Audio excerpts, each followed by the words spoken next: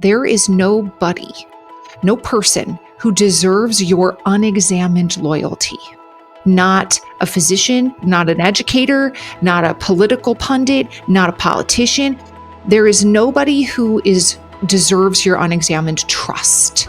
You cannot just be blindly loyal to any individual. Today we have with us an amazing guest, Sharon McMahon. I am such a big fan of Sharon and so excited to dig in with her today. If you don't know her, you should. She has a great presence online, best known on Instagram at Sharon Says So, and also known as the leader of the Governerds, as they charmingly call themselves. She is also known as America's government teacher. She has a #1 New York Times bestseller. She's also an educator, a podcast host of Here's Where It Gets Interesting. She has an amazing newsletter known as The Preamble that you can subscribe to for free. And today she's here talking with us about how even small actions can make big changes. I am so excited to share this episode with you. It just is such a wonderful conversation about how we can reach out in our communities and be involved. And in a social climate that sometimes feels really stressful or chaotic or overwhelming, Sharon helps us break it down into really simple, actionable steps that help us to feel like we're really making a difference. You don't have to wait for an invitation. You don't need somebody to tap you and tell you you're next. You don't have to even wait until the end of the day. You can just do the next needed thing, and then the next needed thing, and the next. And you have to understand that throughout history, that is one of the primary ways that people have changed the world, is by doing the next needed thing. Sharon, thank you for coming on today. I am so excited about this conversation. It's my pleasure. Thanks for inviting me. I've shared with you before, I'm a big fan. I have followed you for years now on Sharon Says So, as you're known, on Instagram. So I'm really excited to get some firsthand questions answered. Yeah, I'm excited. It's always fun to be able to see people in real life. You know, like when I'm on Instagram, I'm talking to myself alone in a room. So it's nice to see actual people that actually follow me. Yeah, for sure. I talk about you with my sisters and with friends, and it's like you're our best friend because we're like, well, you know what Sharon said. And so you're well known as Sharon. Thank you. Well, tell us, how did you get into this space? You started as a teacher and now you're this super well-known podcaster and author and speaker. And tell us a little bit about your journey. Yeah, I mean, I really honed all of those skills, you know, like public speaking, explaining difficult concepts. I honed all of that in a school classroom. Yeah, I've always said that teachers make great public speakers, because what are you doing all day except talking to an audience that by and large does not want to be there, especially it's a rough audience. Especially in high school, So yes, as you said, I started out as a teacher and I pursued other sort of entrepreneurial opportunities that at the beginning of the pandemic, I was working doing those things. I had moved back to my hometown and was running a business. And during the pandemic, which was not anybody's idea of a good time, nobody wants to go back to that situation. Lots of things were closed. Kids were home from school. And that was certainly true for me. And I also had a very, an additional confounding factor, which is that my husband had stage 5 renal failure. That happened very suddenly. He went to a doctor's visit one year. He was fine. The next year he needed a kidney transplant. So yes. And this was at the height of the pandemic when even transplant programs were closed, because transplants are actually considered elective surgeries. Even though they are life-saving surgeries, they're considered elective, as you would know, right? Like how things are categorized is weird, but it's true. Yeah. So a lot of transplant programs were shut down, but this was before any treatments or vaccines for COVID were developed. And COVID, especially at the beginning, was very, very hard on kidney patients. People who caught COVID and had stage 5 renal failure had a 30% chance of death. Oh man! Like those are not good odds. No. You would not get into a car if I told you have a 1 in 3 chance of dying, right? Like that's right. It's not a risk most people would be willing to take. So that made us tremendously isolated as a family, because even if our kids would have been fine, which I'm sure they would have been had they caught COVID. They could have unknowingly given it to him, and he, good chance would not have been fine. Yeah. So we were very isolated, and the whole country had already watched every episode of Tiger King. And we were bored in the house bored. You know what I mean? Like, we were all online sniping at each other. And I started noticing some people being really confidently wrong on the internet. What? Just saying. Now that doesn't happen. That's not real. You're making that up.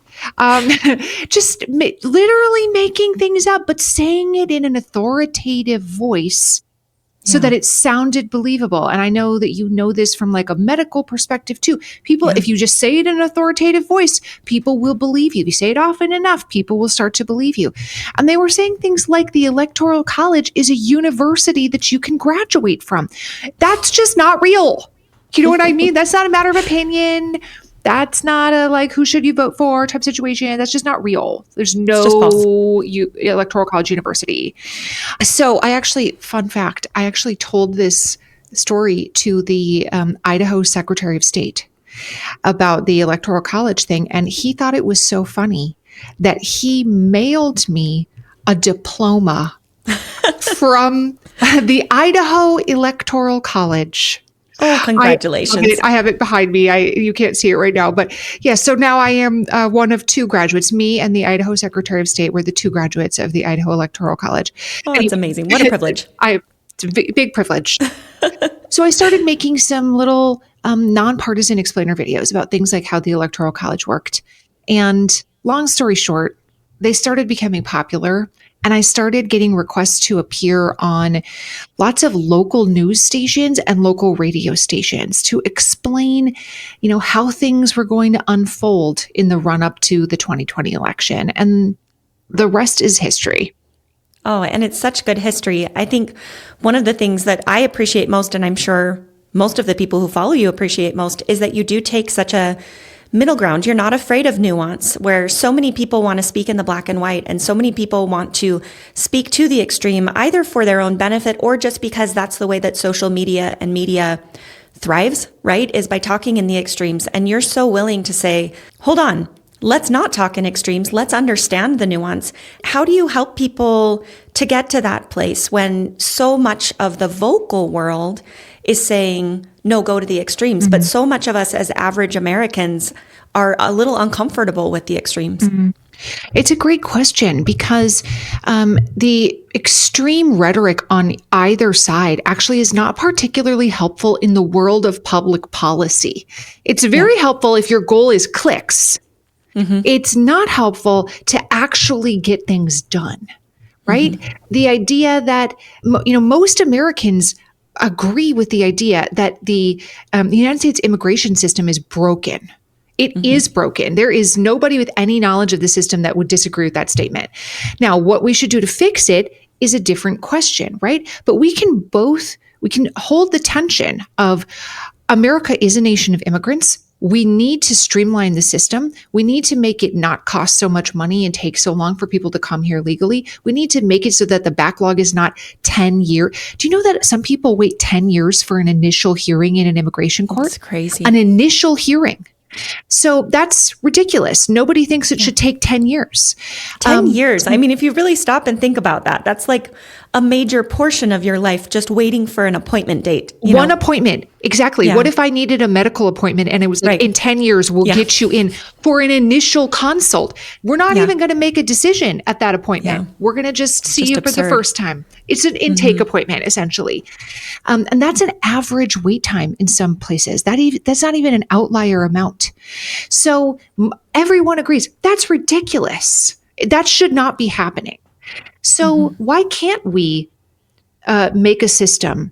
I'm just using immigration as an example here, but why can't we have a system that makes it easier for people to come here legally and also keeps criminals out? Most Americans would agree with that. Yes, let's do that thing. But that is not what drives clicks. That is not what gets campaign donations. What gets campaign donations are the extremes. And you can't actually make legitimate public policy by saying everyone who hasn't been in the country for 300 years should be deported. And also, you can't have a system where it's a complete free-for-all with no monitoring. Everyone can come. Yeah. Neither of those work. So I think when people actually hear it explained like that, I think your reaction is like, yeah, that sounds right. That makes sense. It makes sense to me. That's common sense. But that's not what they're being presented with as the choices.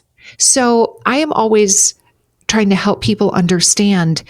I'm always helping to, my hope is that I can provide education so that people can make educated decisions. It's very difficult, again, as you would know, to make an educated choice for your own self, for your own family, with absolutely no knowledge about what's happening. If I'm deciding whether I should undergo a medical procedure, I need education on what that medical procedure aims to do, what the risks and benefits are, the likelihood of success. Like, I need education before I can make an educated decision. And it's what lots of people in professions like yours are doing every single day, but apparently not so much on the internet. No, definitely not on the internet. And I love this because a big part of what I wanted to hopefully bring to our listeners is a feeling of, for women, this feeling of empowerment and this feeling of hope. And how do we get to a place of empowerment and hope as women in this somewhat chaotic society and political culture? And a big part of that is exactly what you've just said, is really educating and understanding. And with that, then we have to be careful where the education is coming from, because so many people doing the educating, I think, have ulterior motives, perhaps, is the gentlest way to say it. Not everyone is out there to say, do you know what? I really just want you to get a clear understanding. There's so many people who want you to have my understanding. Like, I want to educate you in a way that makes sure you end up on my side. I want to make sure that you see this in a way that you agree with me. So how do we as consumers, there's so many people who are we're just the average American. I think that of myself for sure. I'm just the average American, and I'm just trying to understand things. I'm just trying to understand so I can have an opinion when I go vote, and I can have an opinion when something comes up.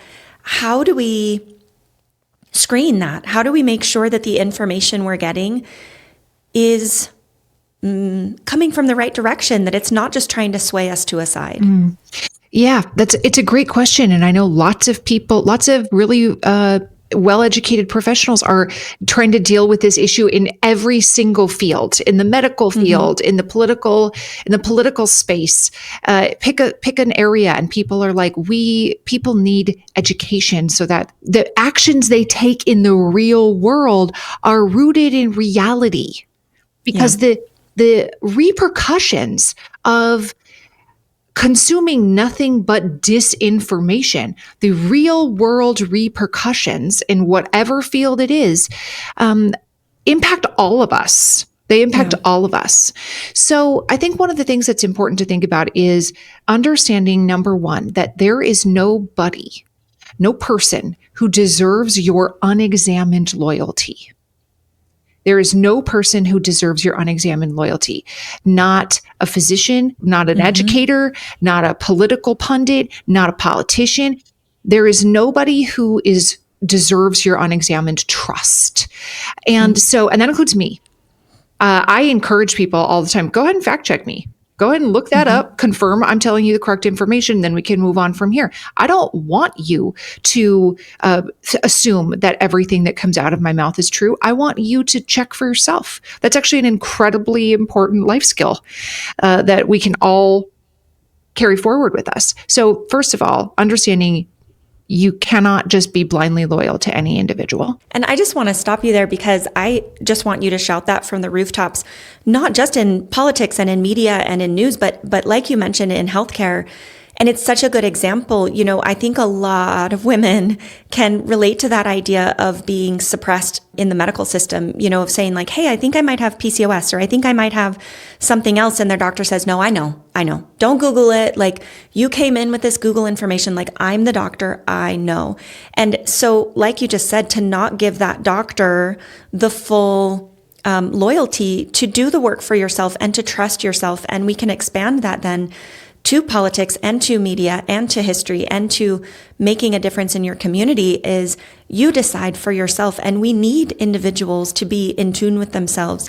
We need individuals to come not from a loyalty to a famous person, but from their own selves. And that's when we get really this beautiful community with all of these varying opinions and varying voices, is when we are each true to ourselves, instead of just committing and saying, I will follow this person no matter what they say. So I just want to second that, because it's so important. Yeah. And that's not to say that some people don't have more expertise than you, right? I don't know how to do the surgeries, right? Yes. So don't ask me. It does not mean, I think there's an important nuance here. It doesn't mean that all opinions are equally valid. Don't ask me for my opinion on how to do surgery. My opinion does not matter in this regard. But your knowledge of your own values, your own body, those are things that an expert cannot interpret for you.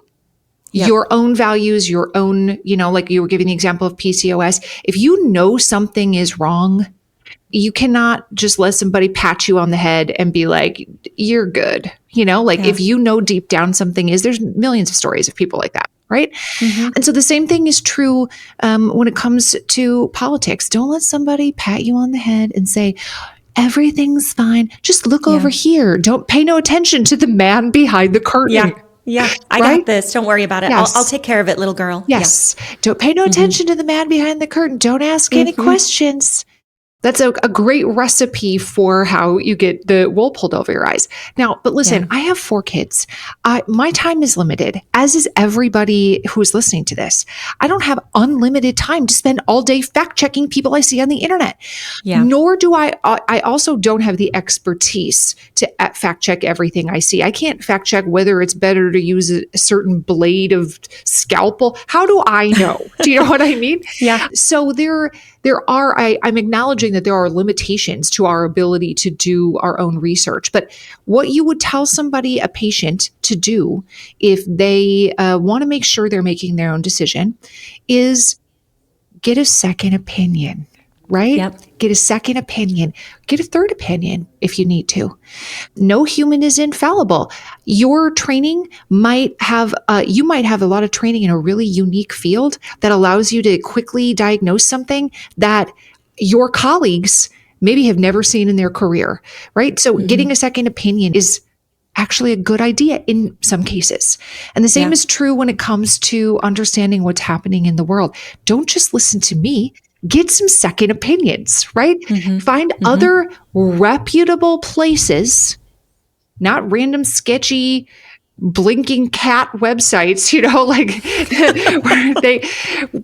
where it's obvious that things are not real. Find some reputable sources to get second opinions from, and acknowledge that your ability the amount of time and energy you have to spend on any one topic is limited, and that is a normal human experience. And understanding that you have to measure out your time, figure out where you need to spend your time. You might spend more time on these topics right before an election, deciding who to vote for. And then once somebody is newly inaugurated, maybe that research begins to wane because there's nothing to vote for really, unless you have a local special election, until November of 2026, right? So maybe it's cyclical. It ramps down during certain times of your life. I feel like I'm rambling, but my main point is that it's important to get more than one perspective on an issue. That's true of politics. It's true of medicine. It's true of a variety of topics. Get more than one perspective on an issue and be true to your own values. Yeah, I love that. So let's move on now to this idea of we as women being empowered, being hopeful, making a difference. This is what your book is all about. So your book is The Small and the Mighty, and it's so wonderful. I highly recommend it as a read. Thank you. It was very uplifting and filled with female examples, filled with examples of women through history who started with what they had and made a big impact. Now, whether that impact was felt through all of history or whether that impact was made just in their local community, it's such an inspiring book. So I want to talk really about how we can be the small and the mighty, how we right now can make a difference in our community or make a difference in our family or the tiniest community or the largest community. Especially as you were doing the research for this book, and I'm sure you had many other examples of the small and the mighty who you didn't include. What are some commonalities that you can share about these people, especially women, who can kind of start where they're at and just make a difference right where they're at? I love this question, and it's a question that a lot of people are feeling right now. It's a really common way to feel like, I want to do something. What am I supposed to do? All I have to do is scroll social media for 5 minutes and it feels like we're all going to hell in a handbasket. Exactly. And it's like, I don't even know where to start. Yeah. And the first thing I will tell you is that you will not be able to do it all. And that is good. Yeah. That's good that you cannot do it all. It's good for a couple of different reasons. One, anybody who is trying to do it all wants to be a dictator. Okay. So doing it all actually is not at all desirable. This is supposed to be we the people, not me the authority, right? So you can't do it all. But that doesn't mean you can't do something. Nobody can do it all, but everyone can do something. And one of the commonalities that people who have changed the course of history have is that they just kept doing the next needed thing.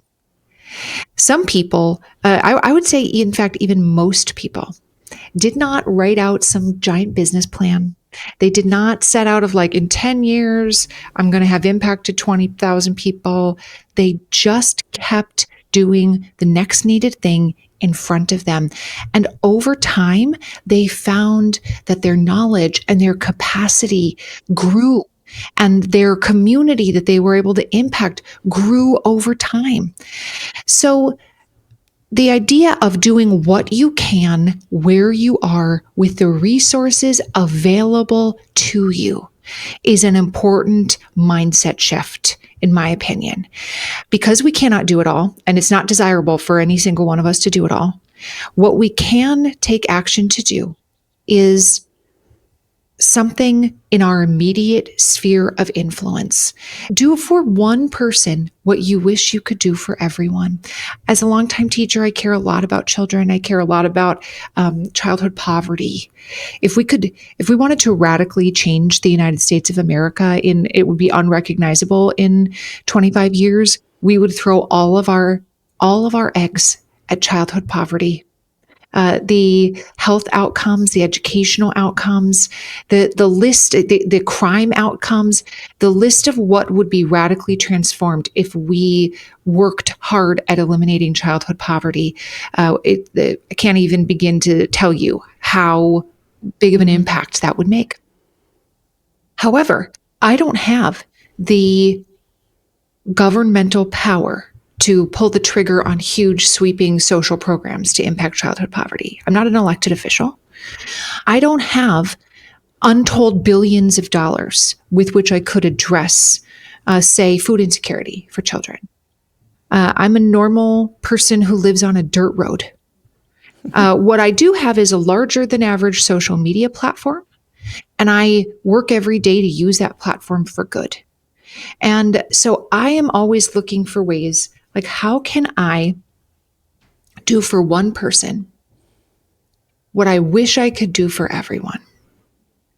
And that is something that is available to each one of us. It doesn't mean that I solve a child's family's poverty situation single-handedly and I give them $100,000 and buy them a house. But what it does mean is, if I want kids to go home for the weekend and make sure they have enough to eat, the number of children who experience food insecurity in the United States is really staggering and unacceptable. That is something I can help move the needle on at my child's school. I can do for one kid in my child's classroom what I wish I could do for every child in America. And over time, my ability to impact these kinds of issues has grown. It's bigger than what it was when I was at home with a newborn. It's bigger than what it was when I was teaching 37 high school students in a classroom in California. It's bigger than what it was when I was a college student volunteering for various things. My capacity and knowledge has grown over time. But that ability to do the next needed thing, you don't have to wait for an invitation. You don't need somebody to tap you and tell you you're next. You don't have to even wait until the end of the day. You can just do the next needed thing, and then the next needed thing, and the next. And you have to understand that throughout history, that is one of the primary ways that people have changed the world, is by doing the next needed thing. And if you want to go even farther, if you're like, but my kids are older now, they're in school all day, I have more time, I can do more. If you want to go farther, then you can start working with other people to do the next needed thing. You can start, look at the equivalent of, like, say, the Montgomery bus boycott. That was individuals working together doing the next needed thing. And so if you are like, hey, I can handle more, you can start working with an organization that works on the issues that are important to you. Those organizations often have connections, know-how, fundraising abilities, the infrastructure to do even bigger things. But we cannot let the enormity of the world's problems paralyze us into indecision and inaction. That is what the people who benefit from the world's problems want you to do. They want you to feel like, I cannot fix it all. I am just paralyzed here. I'm stuck in freeze. I'm stuck in freeze mode, or I'm in flight mode. I cannot possibly move into fight mode or move into even just like a place of resistance. They don't want you to be able to do that. So we cannot allow ourselves to be so bogged down in the enormity of the world's problems that we do nothing.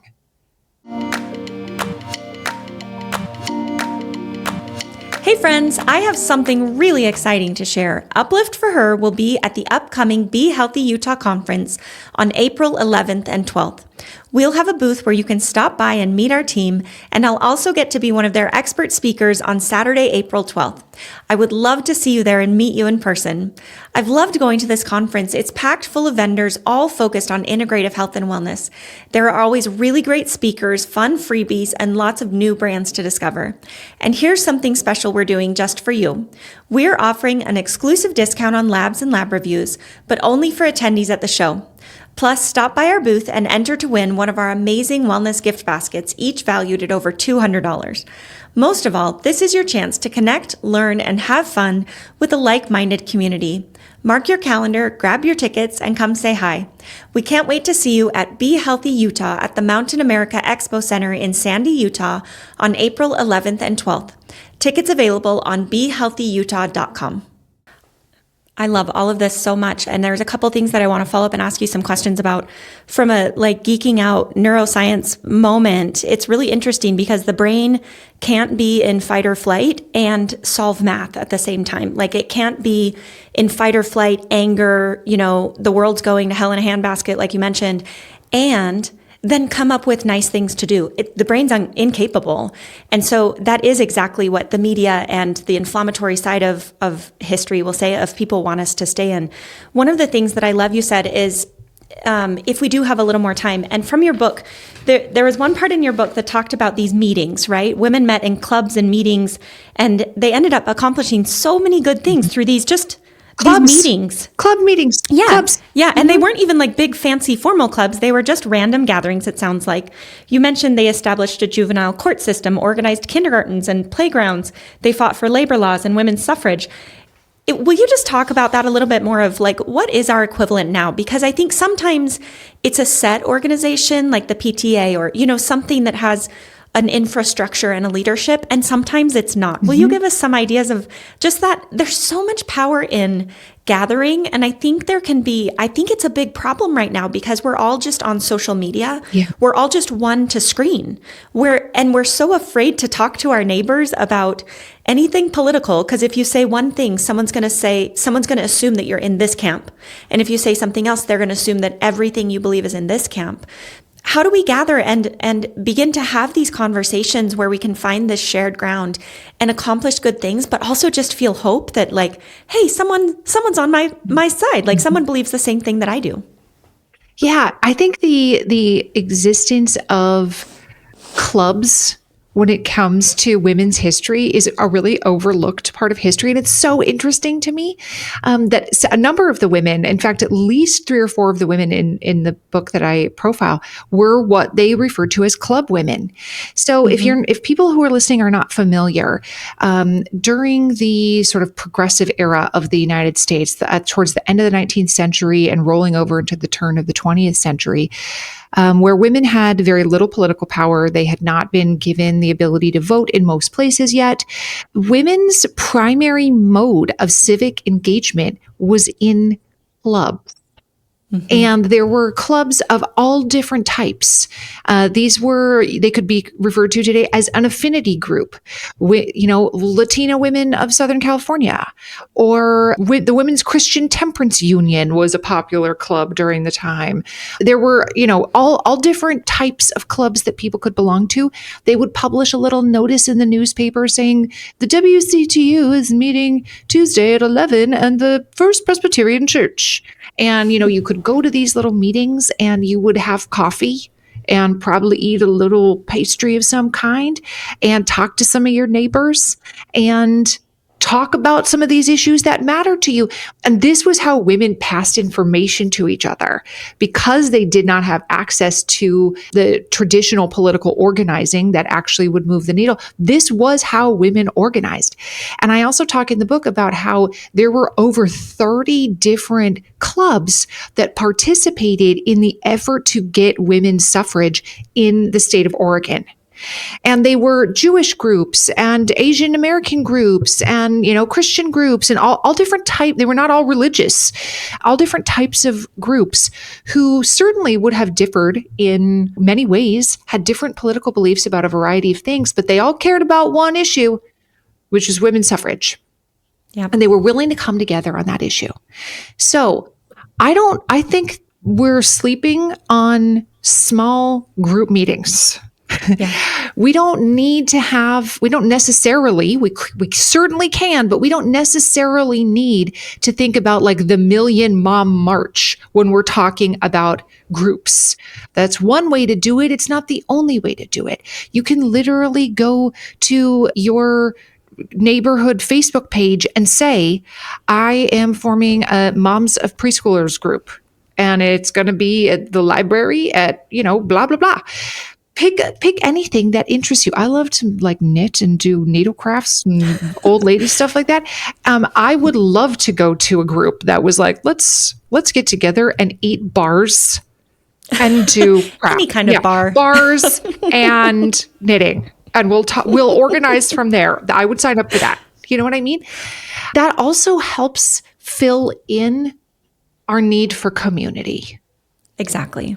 And that was so damaged by the pandemic, yes, right? We were so yes. isolated, and it really shut down this spontaneous gathering. And I think it's been really difficult for women, is all I really know, but it's really been difficult for women to come back from. Mm-hmm. I totally agree. We have gotten into the habit now of interacting mostly online. And again, I am chronically online. This is not coming from a place of judgment. Right. This is just reality. We only exist online by and large, and our interactions with people face to face is greatly diminished. And this has a variety of negative impacts, downstream negative impacts. I read an article not long ago about factors that help people live a long and happy life. And of course, one of them is like, don't smoke. Another one is walk 30 minutes a day. The impact of walking is extremely important for your health. And some of the study authors in this interview said when we do health screenings, we should not just be asking, do you smoke? Do you exercise? What's your diet like? We should be asking people, how much do you socialize? Because in-person socialization is one of the long-term determinants of a long lifespan, longevity, quality of life as you age. The people who have close relationships with family and friends live longer and live happier lives than people who do not. So that I'm also like, my kids are starting to get a little bit older, that's something that's been on my mind too, of like, it's actually important for us to make time for in-person socialization, that is good for our health. It is not just for funsies. It's not just to eat bars, although that is a fun aspect of it. It's not just to do crafts. If we want to live a long life, we need to start reorienting ourselves towards having friends. It doesn't even have to be a group, but we do need to get together with other people. And this, I think, talking about building a playground or, whatever it is that is in our immediate circle, that gives us an excuse to do that. It gives us an inroad to meet together in person and to get to know other people. And yes, and a place to have conversations and for these things to come up somewhat organically. Right. There was a story you shared in your book, and I'm terrible with names, but it was someone who was helping Rosa Parks and Claudette Colvin. Was her last name? Yes, Claudette Colvin. And she was the activator, right? When they were in prison, she was one of the ones who really helped organize the boycott. And what was her name? Are you talking about Septima Clark? Yes. Septima Clark. So she was able to do that, it seems, because she was so socially connected. She was already in a community, already in these meetings, and already having these social connections. So she was able to go about then and do so much good because she already knew who her people were. And she already knew that they were like-minded. So she was able to go bring about these amazing things using those resources that she had, which was her people. And I feel like the more divisive politics become, the more we lose our people a little bit. I think there are some people who are finding their people in this extremism, like finally someone who agrees with my extreme views and on either side. But for a large majority of us who live a little more, in the middle, I think it can feel like we've lost our people a little bit.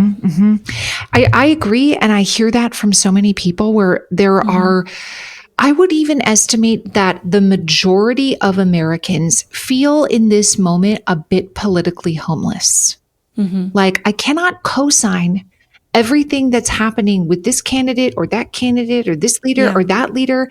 I don't know where to go. And this, like two-party binary that we have in the United States, that's a topic for another day. I'm not a fan, but the ultimate result is that most Americans don't feel particularly well represented in government. They feel like my only choices are like this crazy guy or that crazy guy. Why do I have to choose between two different kinds of crazy?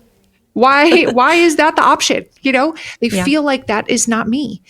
So I think these kinds of organizations, groups, book clubs, whatever it is that you want to be involved in, can help mitigate against the pandemic of loneliness that we're experiencing.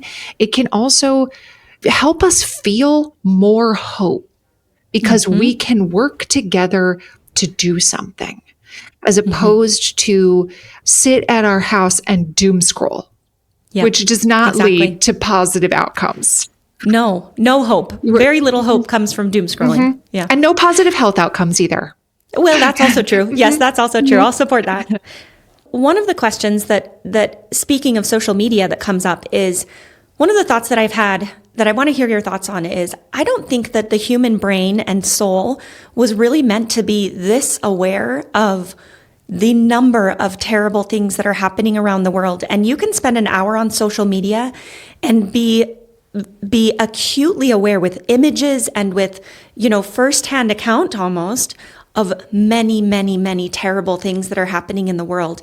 And I think that can leave us in a place of conflict where it's like, well, I don't want to shut my eyes. Like, I don't want to pretend I don't know what's going on, but also I don't know if we can handle it, to see the destruction in areas of the world like the conflict in Gaza or the Ukraine war, or even the GoFundMe of my high school friend's husband, or, there's so much hard. How do we know how to stay abreast of what's going on versus protecting ourselves and saying, I can't handle that level of sadness? Is that, I think some of us feel like, well, that's not okay. I should buck up. But from a medical perspective, I just don't know if many of us have that level of resilience to be this actively involved in this many terrible things going on. I totally agree with you. The first thing that comes to mind is that anybody who can handle the amount of stuff that's happening in the world probably has some kind of mental health challenge that makes it very difficult for them to feel empathy. And so they can handle the incoming information without feeling distraught. And I'm certainly in no position to diagnose anybody, but do you know what I'm saying? Like the only way you could handle it is if you were lacking in empathy.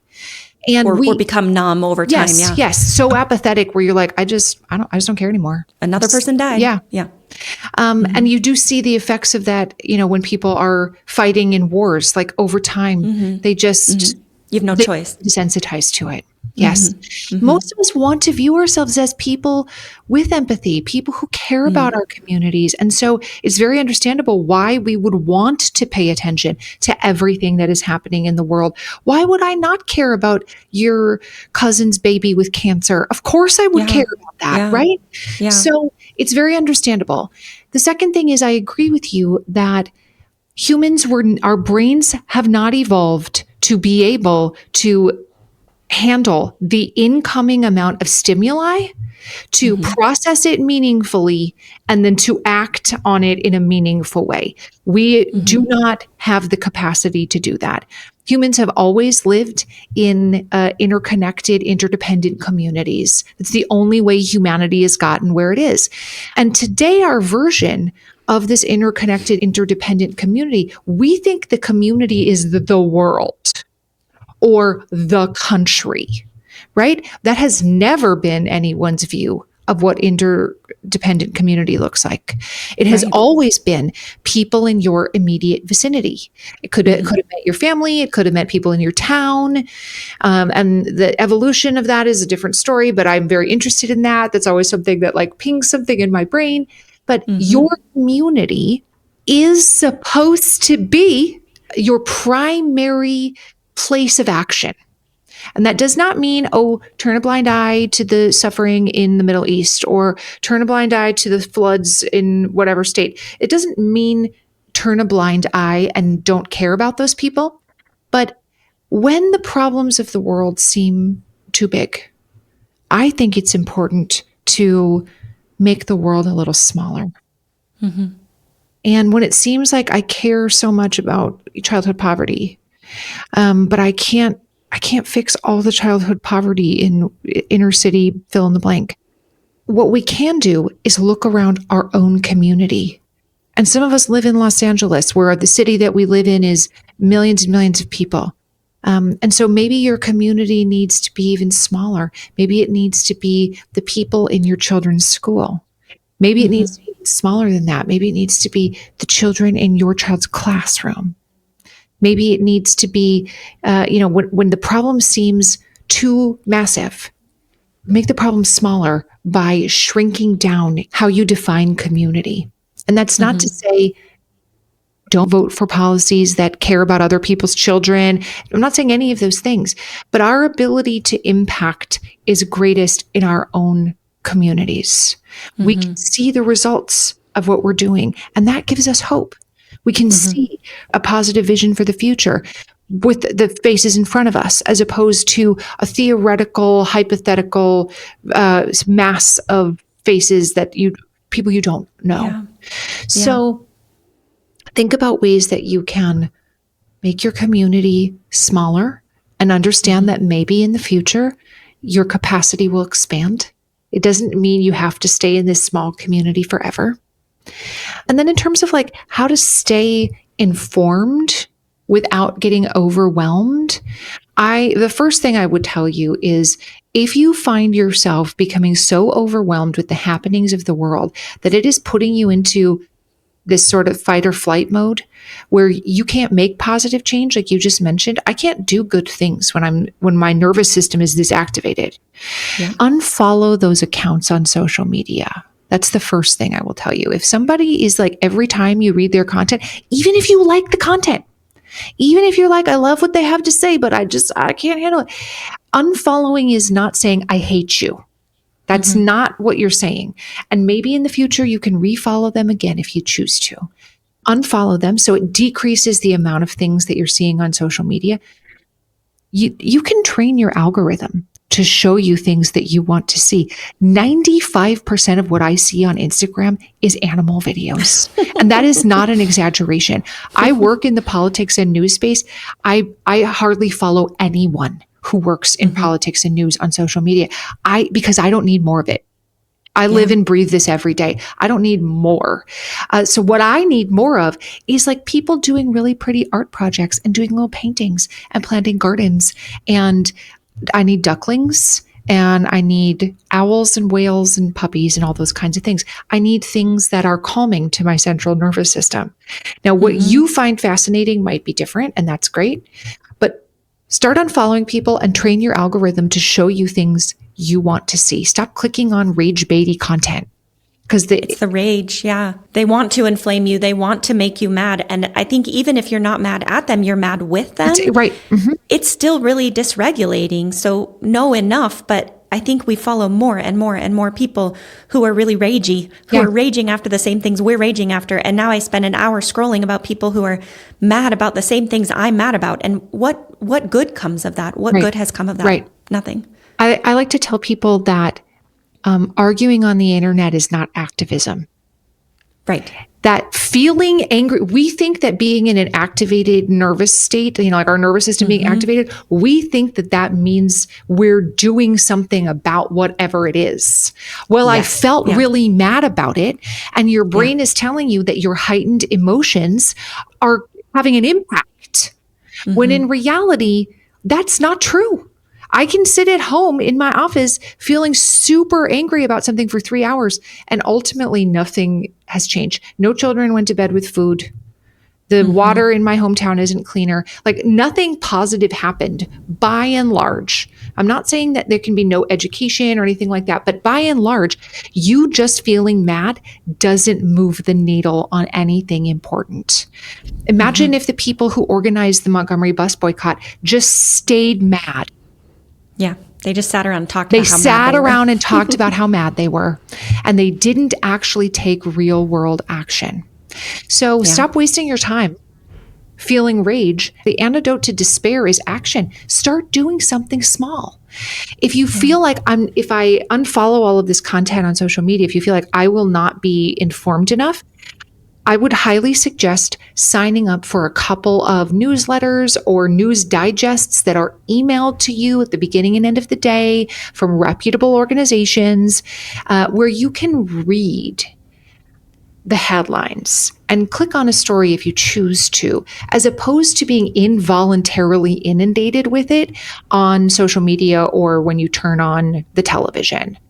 That's such good advice. Reading is different in our brains. Like our brains don't allow us to fill in the information that we're not able to handle. Like it's not going to create a bunch of images for you if you can't, if your brain is not able to like process that.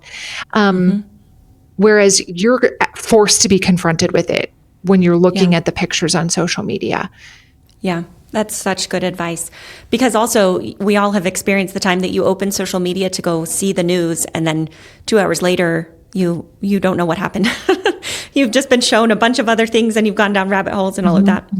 Well, let me switch gears a little bit because I really want to learn a little bit more about you as you've lived in this space and you've studied this, the small and the mighty and the being, an activist in the right ways. First of all, you are an activist, and the governors, as your followers, I think charmingly call themselves. Did you come up with it or did they? No, they did. Yeah, I think they came up with it. They have raised, what's the dollar amount of how much that you have facilitated the raising of at this point? $11.5 million. It's amazing. It's so amazing. So you definitely fit in this category of an activist and of the small and the mighty, I think, too. How has writing this book and doing this research and really just knowing history, how has that affected your view of yourself? How do you view yourself as the small and the mighty? I mean, you're not small, well, by any measure, because you're very tall, but also your following is very large now, but you started kind of like the average. Is that fair to say? Totally. A member of your community. How do you view yourself as the small and the mighty? I don't think about myself in those terms, like I don't think about myself as like, well, I'm really out here being small and mighty today. But I do try to live the things that I say. I try to walk the walk and not just talk the talk. I try to do what I can, where I am with the resources available to me. One example recently, very briefly, is about a lawsuit that threatened an important disability civil rights access for children, Section 504 of the Rehabilitation Act. As a longtime teacher, I'm very well aware of how these 504 accommodations impact children in schools and also in medical settings. They make sure that people who have physical disabilities or other disabilities are able to access medical care. Just one example would be making sure that people who have visual impairments are accommodated at a doctor's office or a hospital, et cetera. There was a lawsuit that was filed by 17 states that asked the federal government to declare this law unconstitutional. They did not like certain aspects of what was happening. And I won't go into the full story today, but the bottom line is I did my best to provide a bunch of education on why Section 504 is important, what this lawsuit was saying, what people could do about it. And then my hope was that people would respond to that and sort of take up the charge, which they did. Yeah, and they did. Yesterday, the court filings came out that showed that the 17 states withdrew their request to declare Section 504 unconstitutional. And when you look at the news reporting from around the country, interviews with states' attorneys general, they're saying things like, due to public outrage, due to public pressure. And so I'm certainly not claiming credit for all of that. There are other groups who are doing this advocacy work as well. But that is the kind of thing that I feel like, listen, I potentially helped impact the lives of millions of particularly children and disabled Americans who rely on these kinds of accommodations to be able to be integrated into their communities. To me, it's a great example of how I try to not just feel outrage on the internet, but I try to do something when I can. I can't do something about everything, but I do know about these topics. This is something I know about, I can't. And that's your set of resources. Not everyone has those resources. Precisely. And you're using what you have. Exactly. I can't help you with the surgeries, but listen, I can read a lawsuit pretty well. Yeah. So, and I can help you break. We need both. Yes, we need both of those things. Yeah. So, and the world needs exactly what you have to offer. The world needs what you are bringing to it, and I think it's important that people remember that you don't need to be rich, powerful, or famous to change the course of history. Mic drop. That's so important. I want to end with one of the things that I've heard you say so many times, which is hope is a choice. And you have been surrounded now by history, by the negative things through history, by the things going on through the past, your lifetime of quote unquote bad things happening, right? How have you seen that in history of how are these small and the mighty, how are they able to maintain hope? And how are you able to maintain hope when it does sometimes feel like, gosh, there's just so much badness around us?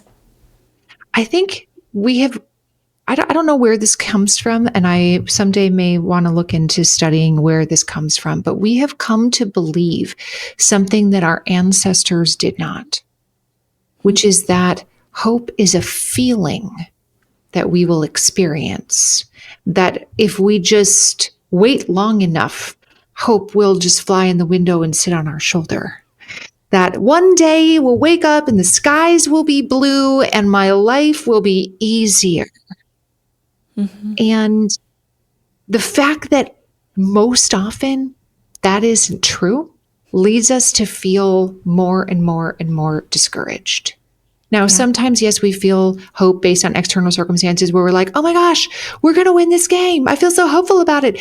I understand that. But most often, hope is not experienced as as an emotion. Mm-hmm.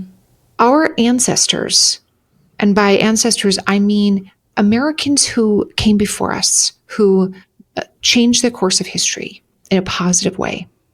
Our ancestors knew that the only way that we can make positive change is with a positive vision for the future.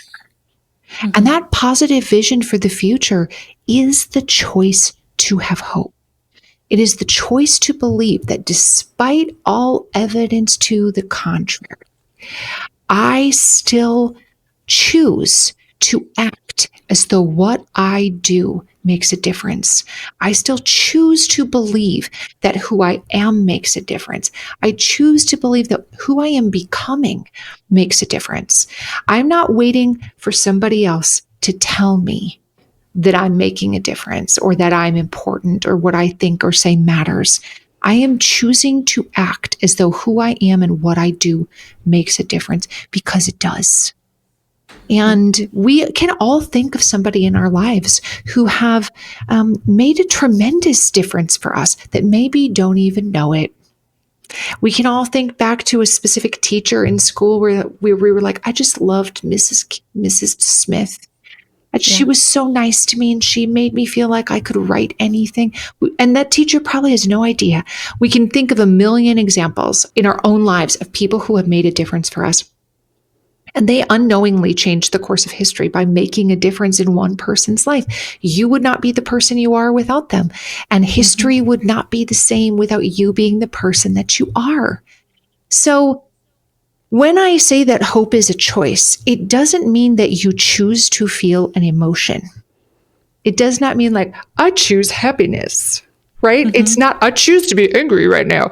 It doesn't mean I choose an emotion. It means I choose a set of beliefs that who I am and what I do matters, that I can make a positive difference for my community now and in the future. Mm-hmm. So that's the reframe that I know I needed. When I say hope is a choice, I don't mean choose to feel an emotion. We all know that that's an exercise in futility by and large, right? Right. That we are choosing to act in a certain way that allows good things to happen. Mm-hmm. We cannot grow good crops in terrible soil. And so if our vision of the future is only negative things, only terrible people, good things don't grow from them. We can only create positive change by choosing the fertile soil of hope. Man, I love that so much. Thank you so much for sharing. This is exactly what I have found with social media is I will turn it off and then I will log on and listen to your stuff, read through your stories, and then I will get back off because it is otherwise so damaging to just live in that soil, as you put it, of negativity and of all of the bad things going on. And we have the choice to decide to think from a place of hope, but also to recognize our decisions and our lifestyle where it may be getting in the way of what we really want. Yeah. If we want to feel hope, then we have and choose hope, like you say, then we have to do the things that create that soil of hope and gathering. And I don't need to reiterate it because you said it so much better than I could say it, but I really appreciate it. Is there anything else you want to say as we wrap up?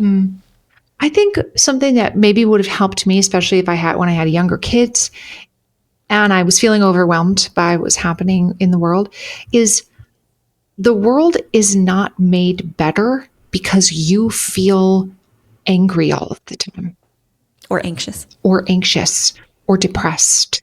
That it feels like we're moving the needle when we just drown ourselves in the, inequalities and the tragedies. And again, I don't want anyone to listen to this and think that I'm saying ignore the problems of the world.